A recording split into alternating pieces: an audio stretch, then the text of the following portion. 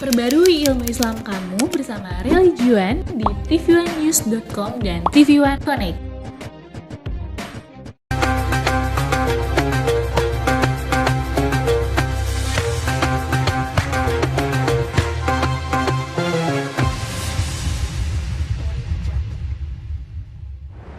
Assalamualaikum warahmatullahi wabarakatuh. Pemirsa TV One, kembali bersama kami dalam indahnya Ramadan. Dan kita semua di sini setia menemani Anda bersantap sahur. Semoga puasa kita lebih baik dari hari yang kemarin. Para pemirsa semuanya, kita akan membahas mengenai satu sifat yang seharusnya tidak kita miliki dan kita harus buang jauh-jauh. Jauh sejauh-jauhnya dan nggak boleh balik lagi, yaitu sifat hasad atau dengki. Nah ini nih ya yang kita mau sharing nih sama Mbak Novi, satu lagi Bapak Fahrudin ya. Kalau di masyarakat ya, saya sengaja nih tarik penonton ke sini Mbak Novi untuk kita sharing di sini mengenai seperti kita misalnya bertetangga, wanita itu kan paling nggak bisa kalau ngelihat rumput tetangga lebih hijau ya, pasti ntar wah gosip rasanya nggak suka gitu kalau ngeliat orang bahagia gitu, bener nggak sih? Ada sesuatu yang geremet gitu ya, kenapa ya, kenapa dia bisa gitu. Betul gitu. Seperti itu ya kalau di komunitas ibu-ibu gitu. Iya pasti kalau perempuan tuh kayak gitu, kalau misalnya ngeliat sesuatu yang baru dari tetangga pasti kok dia udah begitu ya, kok aku belum sih, kok kita belum sih gitu. Kadang ada sesuatu yang ngegerempet gitu di hati perempuan-perempuan, biasanya sih seperti itu.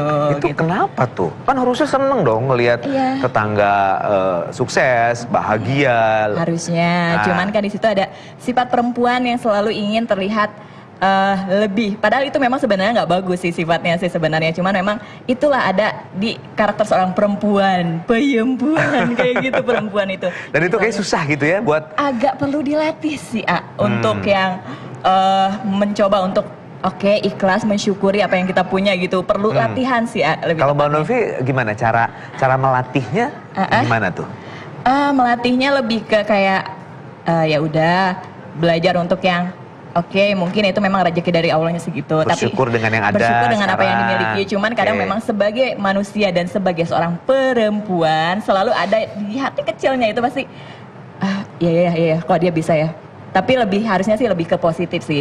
Dia bisa, ya kita usahanya lebih. Ngaruh nggak sih kalau dari faktor lingkungan, misalnya kalau misalnya ibu-ibu yang seneng arisan, yang taklim, bagus sih taklim itu. Tapi kan kadang-kadang ada persaingan itu kan. Nah itu ngaruh nggak? Apa memang seharusnya memang perempuan ya udah di rumah aja deh, menjaga untuk tidak akhirnya punya sifat seperti itu, mendingan aman di rumah aja atau gimana?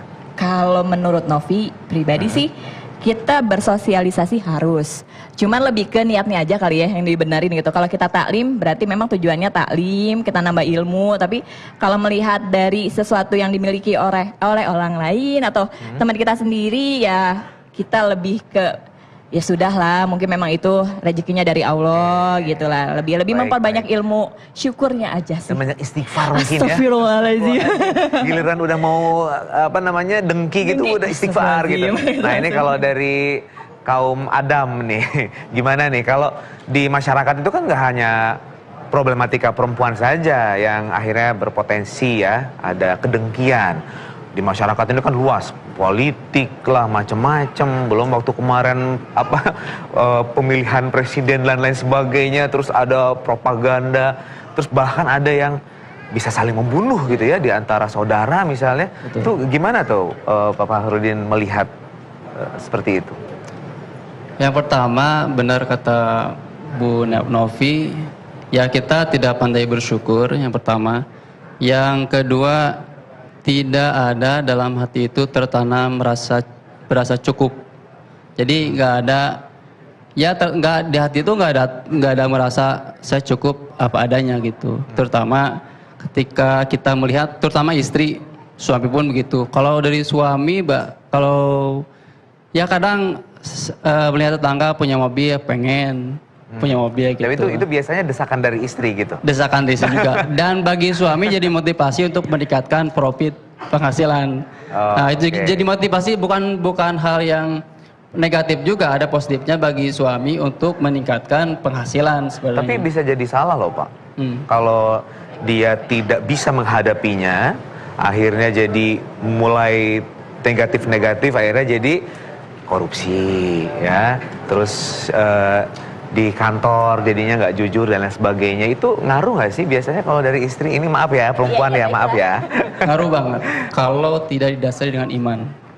Jadi iman itu sangat penting untuk mendasari, untuk membentengi istri untuk supaya tidak merasa dengki, merasa iri terhadap apa-apa yang dimiliki orang lain. Tapi hal positifnya justru itu jadi motivasi ya, ya untuk para suami bisa lebih meningkatkan kehidupannya. Baik, iman, kuncinya itu adalah iman ya. Nah sekarang bagaimana dengan iman kita bisa menjaga dari sifat yang buruk itu?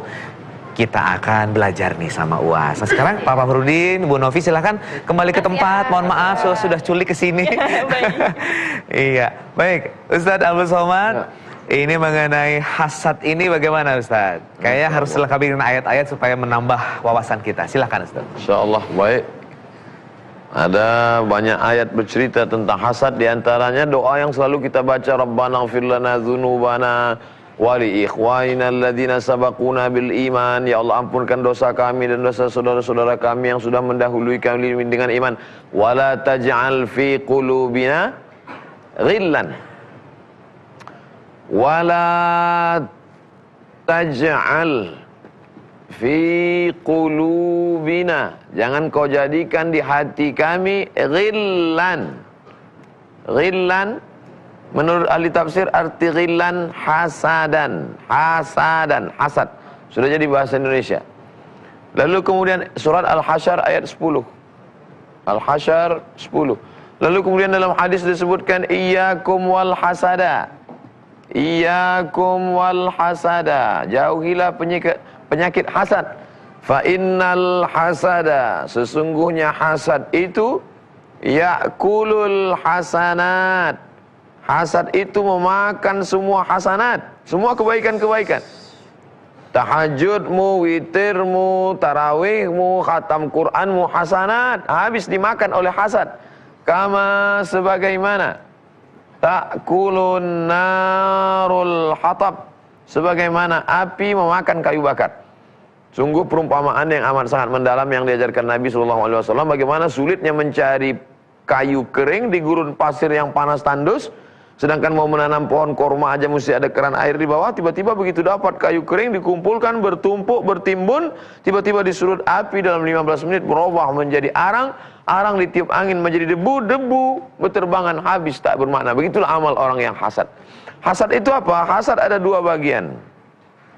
Namanya hasad. Hasad dibagi dua.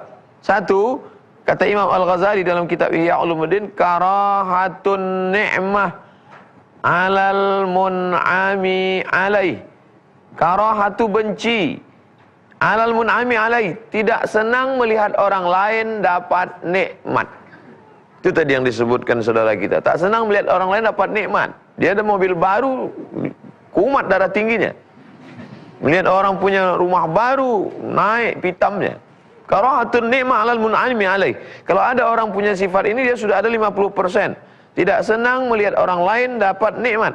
Lalu bagaimana dia menjadi komplit, menjadi 100%, ditambah 50% lagi. Wa hubbu zawaliha.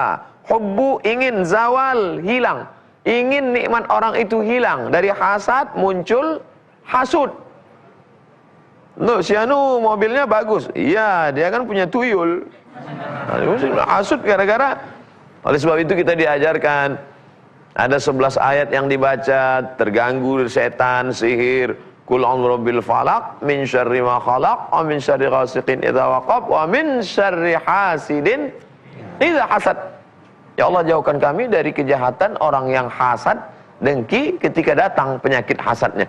Ada orang mengatakan orang hasad itu akhlaknya tidak baik.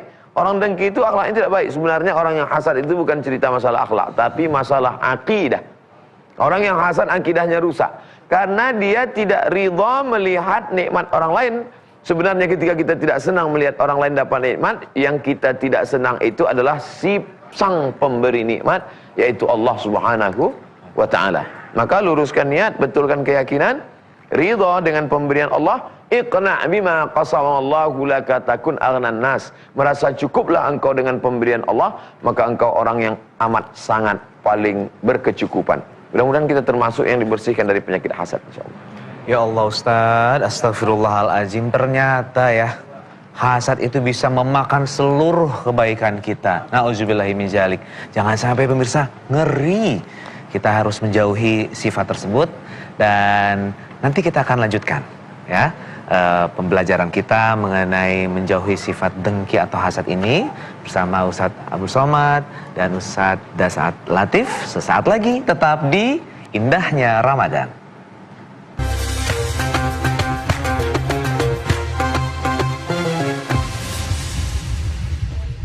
Alhamdulillah pemirsa, kembali lagi kita di program Indahnya Ramadan. Kali ini kita akan kembali membahas mengenai bagaimana sih kita mengendalikan sifat dengki atau hasad ini.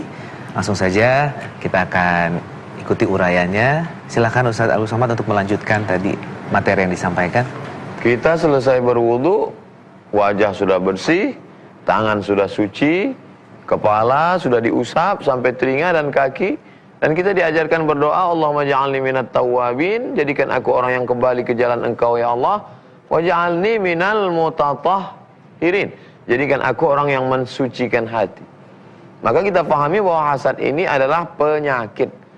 Karena banyak juga orang yang memelihara hasad karena dianggap ini menjadi motivasi. Saya mesti dengki sama orang, karena kalau tidak saya down. Nah, ini kita pahami dengan baik bahwa hasad adalah penyakit. Setelah kita tahu dia penyakit, yang kedua bagaimana kita mendeteksi bahwa kita sudah terkena penyakit itu. Sementara dia bukan penyakit yang zahir, yang kelihatan. Tidak bisa, belum ada detektor hasad sampai hari ini. Oleh sebab itu dari mana kita tahu kita kena penyakit hasad? Dengan mengukurnya ketika ada rasa tidak senang. Makanya kata Nabi, la hasada illa fisnataini. Tidak boleh hasad kecuali pada dua. Yang dua ini kita boleh hasad. Tapi ulama mengatakan sebenarnya bukan hasad tapi ghibtah, motivasi. Yang pertama, rajulun atahallahul qur'ana. Ada seseorang yang diberi Allah ilmu Al-Qur'an, hafal Qur'an, ngerti Qur'an, siang dan malam mengajarkan Qur'an. Kita boleh hasad dengan dia, tapi hasad dalam tanda kutip, hasad positif. Artinya aku mesti seperti dia, anakku mesti hafal Qur'an seperti dia. Yang kedua, rajulun atallahu malan. Orang yang diberi Allah Subhanahu wa taala harta melimpah, lalu kemudian siang dan malam dia pakai untuk menolong agama Allah dengan wakaf, infak, sedekahnya. Nah, gini kita boleh hasad dalam tanda kutip. Kita ingin seperti dia boleh. Lain daripada itu hasad tercela, mazmum, dikecam oleh Allah Subhanahu wa taala. Kalau untuk hal yang positif sebagai motivasi itu justru baik ya dalam Ustadz, dua ya? hal. Ilmu agama, menguasai Quran, dan dalam hal harta benda, semangat bekerja, ingin seperti dia, ingin jadi konglomerat, ingin menjadi orang kaya, ingin menjadi dermawan. Kita tahu Ustadz bahwa manusia itu adalah tempatnya berkeluh kesah. Dia selalu berkeluh kesah, gelisah.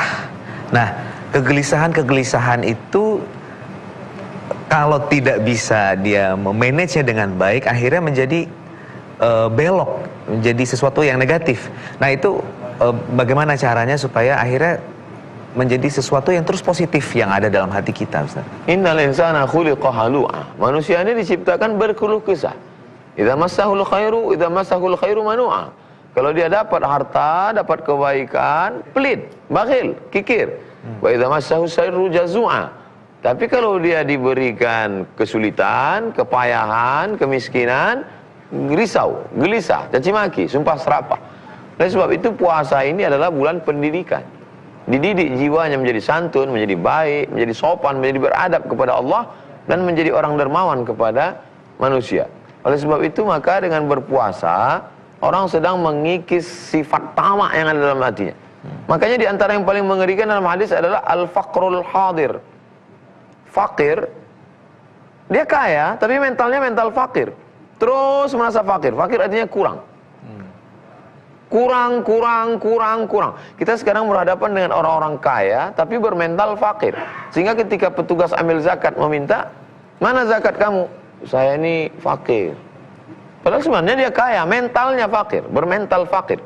Kalau kita tanya koruptor yang berbuat korupsi, nepotisme, ditanya, "Kenapa kamu melakukan perbuatan ini?" Pasti jawabannya adalah karena merasa kurang. Makanya kata Nabi SAW, "Lau kana libni Adam wadiyan min zahab." Seandainya manusia ini punya satu lembah terbuat dari emas, latamanna yakuna lahu wadiyan akhar, dia akan minta satu lembah lagi, ya Rab beri aku satu lembah lagi. Walan tamna fahu illa turab, sampai mulutnya disumbat oleh tanah. Maka Ramadan mendidik kita bahwa ini semuanya adalah fata morgana. Jam 2 siang panas terik, rasa-rasanya satu kolam renang mau ditelan. Semua mau dimakan. Jam 5 sore dia pergi ke pasar tempat buka bulan puasa, dia beli kolak, dia beli makanan, dia beli semuanya. Tapi begitu azan berkumandang, masuk 2 teguk air, mana tadi hawa nafsu tadi hilang. Tapi memang dasar manusia diambil dari kata nasia, lupa. Jangankan yang didengar saat ini, sedangkan yang baru dilakukan 12 jam yang lalu, besok dia ulang sekali lagi. Amnesia. Manusia, demensia yang paling parah adalah amnesia, hilang ingatan. Oleh sebab itu orang yang lupa ini diingatkan. Mengingatkan itu bahasa Arabnya tazkirah. Hadhihi tazkirah, ini peringatan. Faman syaa'a dzakarah, siapa yang mau mengambil pelajaran. Mengingatkan itu bahasa Arabnya tausiah.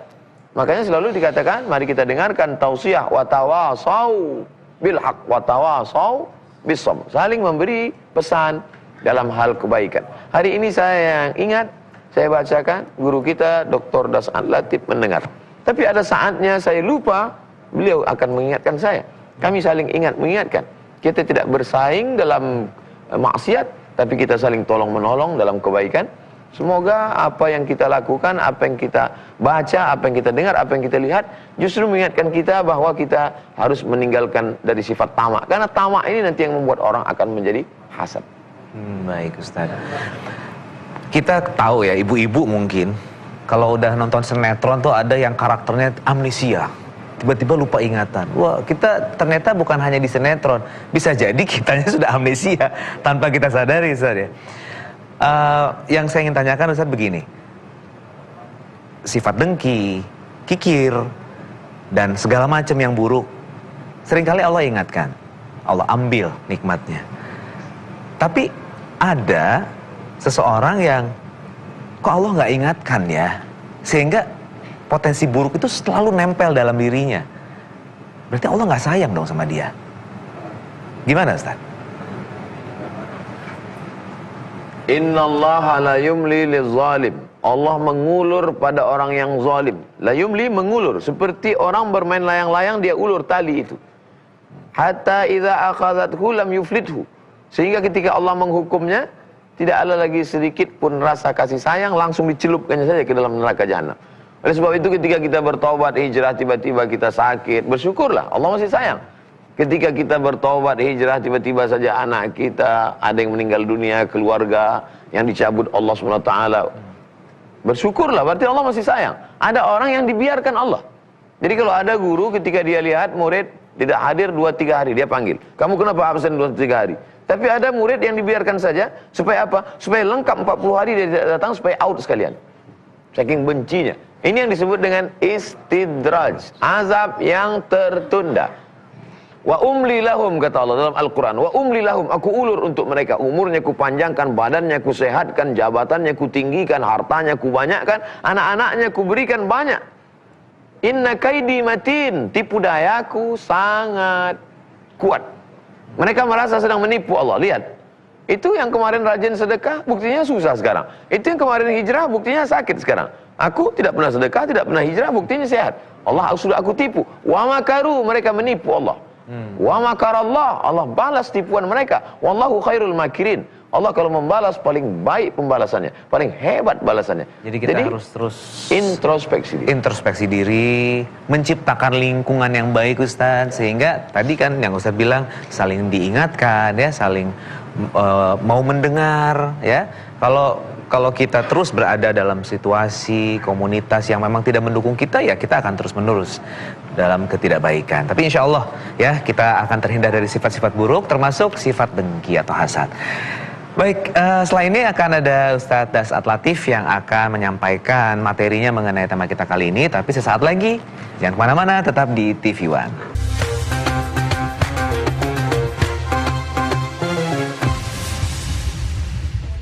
Indahnya Ramadan kembali bersama Anda semuanya. Semoga Ramadan kita indah ya, sampai dengan kita menyelesaikan tugas kita untuk terus beribadah dengan baik di bulan suci Ramadan ini.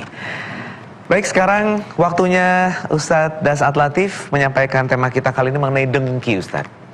Kalau saya lihat kan Ustadz jauh dari rasa dengki terhadap orang lain, Ustadz, Masya Allah. Malam ini saya dengki kepada Ustadz guru kita Abdul Somad. Loh, kok dengki, Ustadz? Kenapa? Punya ilmu Al-Quran dan dia dakwakan. Oh, positif. Tidak terlalu kaya, tapi punya komunitas berbagi. Saya sering lihat beliau di Instagram membagi-bagikan, mengunjungi, bukan cuma dikirim, beliau datang sendiri untuk menyampaikan. Karena bersedekah itu anjurannya memuliakan penerima. Jadi bukan dikasih ngantri, berjemur, kasih 50.000. Kalau ini beliau datang. Bayangkan kalau Ustadz Abdul Somad yang mendatang bawa itu suatu kemuliaan. Bawa barangnya itu satu kemuliaan. Orangnya langsung yang membawa juga satu kemuliaan. Nah, kemudian yang ketiga, kedengkian saya karena Abdul Somad malam ini cakep sekali. Dengan baju yang khas. Saya lihat ada merek UAS. Luar biasa. Ya. Nah, saudara sekalian, contoh konkret bahaya dari sifat yang kita bahas malam ini, belajar dari Yusuf alaihissalam.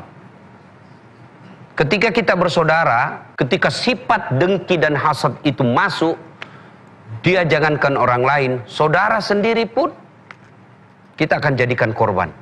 Yusuf alaihissalam, siapa yang dorong masuk ke dalam sumur? Saudaranya sendiri.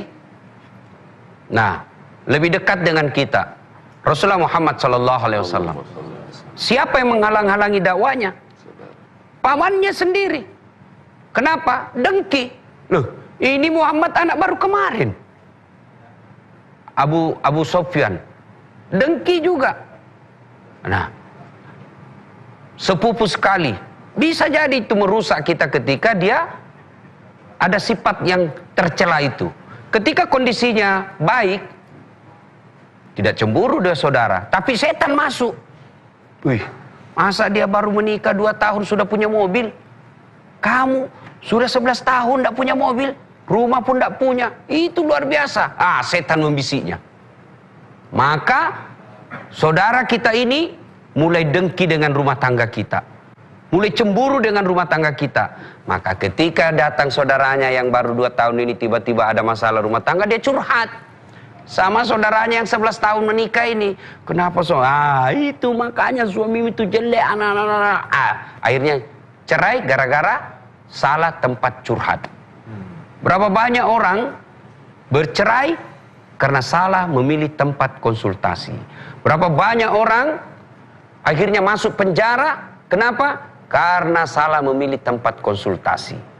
Dan orang yang ditempati konsultasi adalah orang yang dengki sama kita. Maka ini penyakitnya ibu-ibu paling sering. Ya, janganlah tinggalkan sifat ini. Dengan cara apa? Cara memelihara hati tadi. Kata Nabi, kalau kau mau bahagia, rumusnya gampang. 1, urusan dunia, lihat ke bawah. Urusan akhirat, lihat ke atas.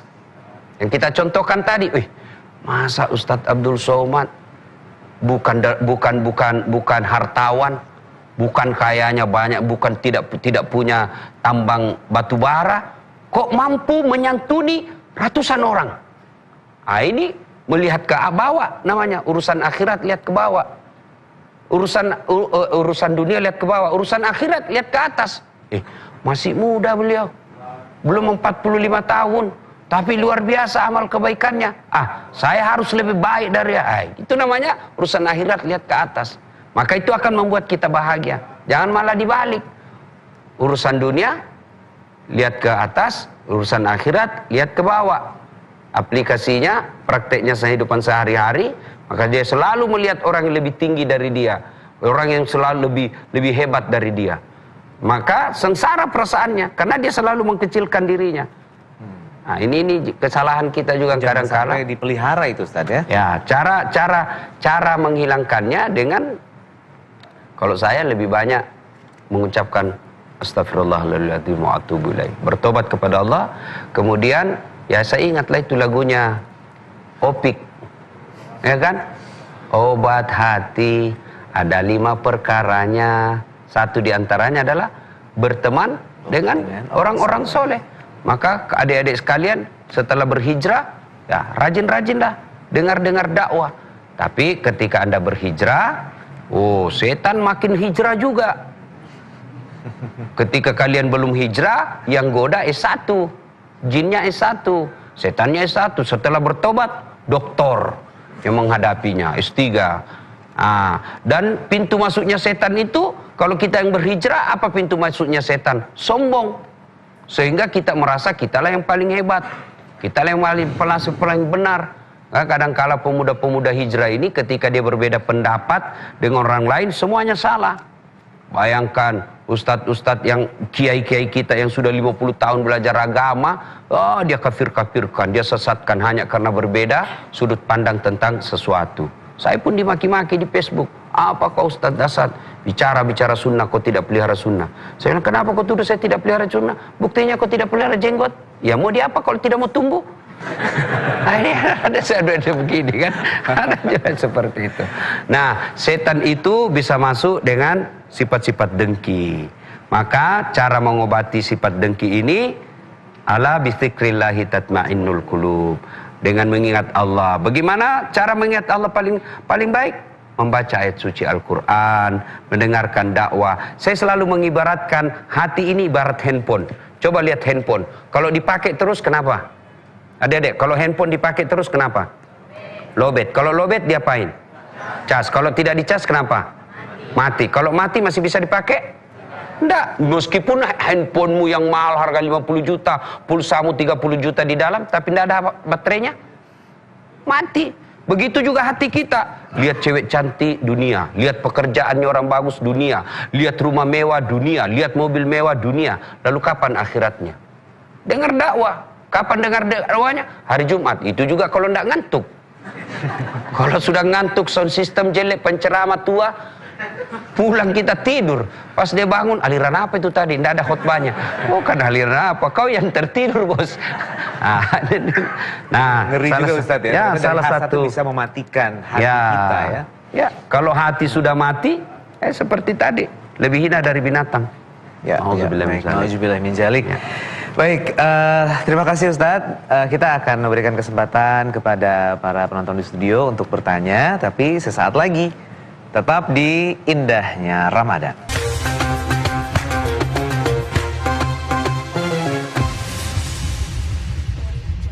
Ya pemirsa, alhamdulillah kembali bersama kami di Indahnya Ramadan. Kali ini kita bicara mengenai sifat yang seharusnya tidak kita miliki, yaitu hasad atau dengki.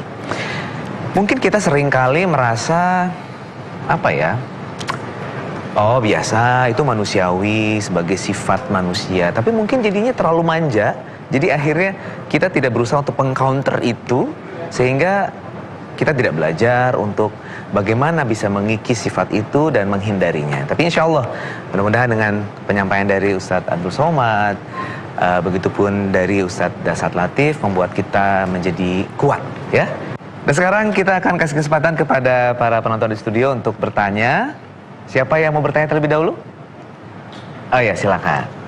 Assalamualaikum warahmatullahi wabarakatuh. Waalaikumsalam warahmatullahi wabarakatuh. Nama saya Suherman dari Bogor. Tadi kan pembahasannya mengenai dengki dan hasad. Apakah dengki dan hasad ini termasuk dosa besar? Terus bagaimana cara menghilangkan rasa ini? Apakah perlu meminta maaf kepada orang yang tadi kita tidak suka itu? Terima kasih. Assalamualaikum warahmatullahi wabarakatuh. Waduh, pertanyaannya borongan nih ya. Apakah termasuk dosa besar? Ya, salah satunya itu. Kemudian yang berikutnya, kita tampung dulu ya Mas ya. Silakan Mbak. Namanya? Assalamualaikum warahmatullahi wabarakatuh. Waalaikumsalam. Saya Lina dari Cibubur. Bagaimana cara bermuamalah atau berhubungan dengan orang yang menyukai kebaikan diri sendiri dan membenci kebaikan orang lain? Terima kasih. Oke, baik. Terima kasih pertanyaannya. Silakan dijawab oleh Ustadz Abdul Somad dulu deh. Silakan. Yang pertama tadi Ustadz, apakah termasuk dosa besar? Sifat ciri dosa besar itu dua. Yang pertama disebutkan hukumannya, Yang kedua disebutkan ancamannya. Contoh, apakah zina itu dosa besar? Dosa besar, karena disebutkan hukumannya. Az-zaniyatu waz-zani fajlidu kulla wahidin minhuma mi'ata jaldah, cambuk mereka 100 kali. Kemudian disebutkan ancamannya. Maka hasad dosa besar karena disebutkan ancamannya. Iyyakum wal hasada, janganlah kamu bersifat hasad. Fa innal hasada, karena sesungguhnya hasad ya'kulul hasanat, memakan amal-amal kebaikanmu kama ta'kulun narul hatab. Maka bahwa hasad dosa besar. Bagaimana cara supaya menghilangkan hasad? Pertama, sadari bahwa kita sudah kena penyakit hasad. Gula berbahaya, tapi bagi orang yang tidak tahu bahwa dia sudah kena diabetes, dia terus minum teh, minum kopi pakai gula. Tapi setelah diperiksa baru dia takut. Maka kita mesti pahami, saya sudah kena penyakit hasad. Dari mana kita tahu kita kena penyakit hasad? Ada rasa tidak senang melihat orang lain dapat nikmat. Yang kedua, kita ucapkan selamat pada dia ketika dia dapat nikmat. Makanya ketika dia mendapat nikmat jodoh, menikah dia, kita datang, kita doakan, barakallahu lakum wa baraka alaikum wa jama'a bainakum fi khair. Dia kemudian punya anak, kita datang, kita doakan, barakallahu laka fil mawhub wa syakartal wahib wa ruziqta birrahu wa balagha asyuddahu. Lalu kemudian dia undang kita dalam acara selamatan, rumahnya bagus, kita datang, kita ucapkan barakallahu laka fi malika, semoga Allah memberikan berkah pada hartamu. Yang ketiga, kita doakan dia an zahril ghaib, ketika tidak berhadapan dengan dia. Kita bangun tengah malam, kita tahajud, kita berdoa, ya Allah, ini ada temanku, ada sahabatku, ada tetanggaku, ada jiranku, ada kawan sekantorku, murahkan rezekinya, panjangkan umurnya, jadikan keluarganya baik-baik, jadikan anaknya penghafal Quran, jadikan hartanya itu berkah. Kalau dia pejabat, jadikan jabatannya itu menjadi penolong dia untuk amal soleh, menolong agama. Maka dengan itu, dan sering-sering menyambung silaturahim. Ma'amin muslimah, ini dua orang yang bertemu, wa tasafahani, berjabat tangan, illa ghufira lahuma malam yatafarraqa. Banyak-banyaklah kamu bermusafahah, bersalaman, karena itu akan mengikis penyakit-penyakit hati. Kemudian memberi hadiah kalau bertemu, tahadu tahabu. Kamu bertemu, beri hadiah, maka kamu insya Allah akan berkasih sayang. Hal adullukum ala amalin, maukah kamu aku tunjukkan suatu amal? Kalau kamu amalkan ini, insya Allah tahabbtum, kamu akan berkasih sayang. Apa dia ya Rasulullah? Absus salam, tebarkan salam. Wa tut'imut ta'am, berikan makanan, ajak dia makan, bersilaturahim. Lalu kemudian yang ketiga, bagaimana kalau kita pernah hasad kepada orang, lalu kemudian kita minta ampun kepada Allah, apakah kita perlu minta maaf kepada dia? Hasad terbagi dua. Hasad yang hanya perasaan kita tidak berefek kepada dia, itu tak perlu minta maaf. Tapi kalau kita sempat hasad lalu kedukun dan menyantet dia, maka kita minta maaf. Nanti kalau saya minta maaf, dia menjadi marah. Masalah dia marah, masalah dia datang, kita datang ke rumah dia respon lain, itu urusan dia dengan Allah. Tapi yang penting kita sudah minta maaf. Mana dalilnya? Nabi naik ke atas mimbar hari Rabu. Nabi meninggal hari Senin. 5 hari sebelum meninggal, Kamis, Jumat, Sabtu, Ahad, Senin, Nabi naik ke atas mimbar. Man kuntu jalattu lahu zahran, siapa yang pundaknya pernah aku cambuk, ketika aku mencambuk kuda, ujung cambuk pernah kena pundaknya. Hadza zahri falyastaqit minhu. Ini pundakku, silakan balas, kata Nabi. Yang kedua, man kuntu syatamtu lahu irdan, siapa yang pernah aku sakiti harga dirinya. Ini menunjukkan dalil ada penyakit zahir pundak, ada penyakit batin yang tidak kelihatan. Siapa yang pernah aku sakiti batinnya, hadza irdi, ini harga diri Muhammad, silakan balas. Yang ketiga yang terkait dengan hutang piutang. Siapa yang pernah aku pinjam uangnya, tunjuk biar aku bayar. Datang seorang sahabat berkata, innalaka alayya thalatha darahim, kau punya hutang 3 dirham. Kebetulan di samping Nabi ada Fadl bin Abbas, saudara Abdullah bin Abbas, idfa ya Fadl, wahai Fadl, bayarkan. Itulah yang terkait dengan 3 poin tadi. Oke, baik. Semoga memuaskan jawabannya ya. Masya Allah Ustaz, terima kasih. Pertanyaan yang kedua dari Mbak Lina tadi, silahkan dijawab oleh Ustaz Dasad mengenai bagaimana caranya bermuamalah di dalam menjaga hati kita dari sifat dengki. Dalam bergaul, kalau pergaulan itu justru menjauhkan kita dari Allah, malah makin banyak maksiat kita lakukan, maka jangan bergaul dengan dia. Tapi kalau kita yakin kita mampu memperbaiki dia, kita bergaul, tentu dengan didakwai. Tapi kalau kita yakin, kalau saya dekat ini malah makin rusak saya, bukan memutuskan silaturahmi, tapi menghindari mudarat yang lebih besar. Itu ya Bu ya. Jadi kalau ibu yakin bahwa kalau saya bergaul sama ibu ini saya jadi tukang gosip, saya makin melawan suami, saya hindari. Lebih baik ibu hindari. Bukan untuk memutuskan silaturahim, tapi untuk menghindari dosa yang lebih besar. Demi kebaikan ya Ustaz ya. Kalau ibu susah mendakwai mereka, bagaimana caranya lagi? Kirimkan ceramahnya Ustadz Abdul Somad tentang bahaya dengki. Iya. Terima kasih pertanyaannya.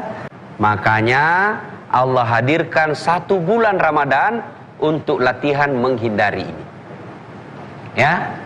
Nah, selama Ramadan ini kita membersihkan hati dengan cara apa? Tentu dengar dakwah. Hampir tiap malam kita dengar ceramah. Ya. Kemudian di bulan suci Ramadan ini kita isi dengan tadarusan, membaca ayat suci Al-Quran. Dan yang ketiga, kita juga bergaul dengan orang-orang yang baik.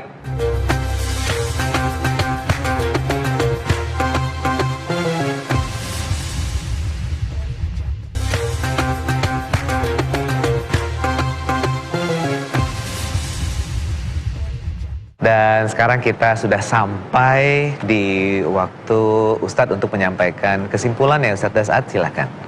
Ya, terima kasih. Karena kita meyakini berdasarkan informasi Al-Quran dan hadis serta para guru-guru kita, sifat ini sangat tercela. Makanya Allah hadirkan 1 bulan Ramadan untuk latihan menghindari ini. Ya. Nah, selama Ramadan ini kita membersihkan hati dengan cara apa? Tentu dengar dakwah. Hampir tiap malam kita dengar ceramah. Ya. Kemudian di bulan suci Ramadan ini kita isi dengan tadarusan, membaca ayat suci Al-Quran.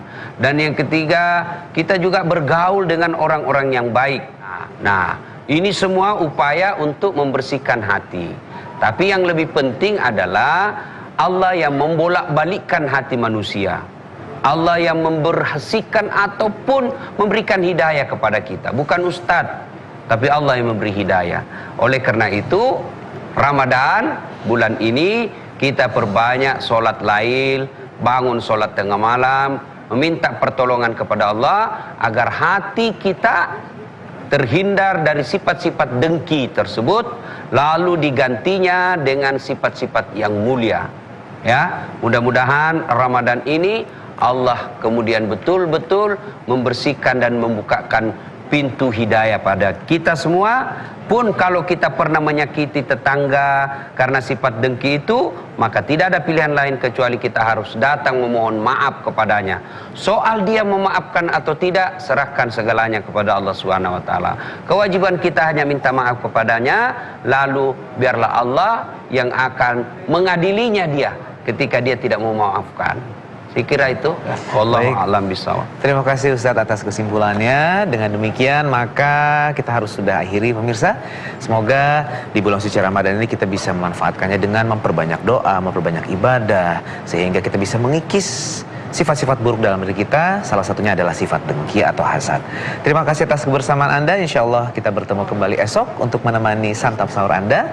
Semoga kita semuanya selalu dalam penjagaan dari Allah Subhanahu wa taala. Billahi taufiq wal hidayah. Wassalamualaikum warahmatullahi wabarakatuh. Waalaikumsalam. Silakan Ustaz untuk doa. A'udzubillahi minasyaitonirrajim. Bismillahirrahmanirrahim. Alhamdulillahirabbil alamin wassalatu wassalamu ala asyrafil anbiya wal mursalin sayyidina maulana Muhammadin wa ala alihi wa sahbihi ajma'in. Allahumma tahhir qulubana minal hasadi. Sucikan hati kami, bersihkan dari penyakit hasad ya Allah. Wan nifaqi, penyakit munafik, wal kufri, penyakit kufur nikmat, wal kibriya, penyakit merasa diri lebih besar, angkuh dan sombong. Allahumma inna na'udzubika min syarri hasidin idza hasad. Kami mohon perlindungan kepada Engkau dari orang-orang hasad, dengki ketika dia melancarkan kedengkiannya kepada kami ya Allah. Allahumma ansurna 'alal qaumil hasidin. Tolong kami untuk menghadapi orang-orang yang hasad terhadap kami ya Allah. Allahumma inna na'udzubika minal hammi wal hazan. Selamatkan kami dari susah hati dan kesulitan, wal ajzi wal kasar. Selamatkan kami dari sifat lemah dan malas, wal jubni wal bukhul. Selamatkan kami dari sifat pengecut dan pelit, wadal iddaini wa ghalabatir rijal. Selamatkan kami dari dililit hutang dan dikuasai orang lain ya Allah. Ya muqallibal qulub, Engkau yang membolak-balikkan hati, sabit qulubana, kokohkan hati kami ala dinik, dalam agamamu, ala ta'atik, dalam ketaatan kepadamu. Allahumma ansurna, tolong kami. Allahumma hadina, beri kami hidayah. Wahdibina, berikan orang lain hidayah. waj'alna sababan liman ihtada, jadikan kami menjadi penyebab sampainya hidayah itu ke hati mereka ya Allah. Rabbana atina fid dunya hasanah wa fil akhirati hasanah wa qina adzaban nar. Wassallallahu ala sayyidina wa maulana Muhammad wa ala alihi wa sahbihi wasallam walhamdulillahi rabbil alamin.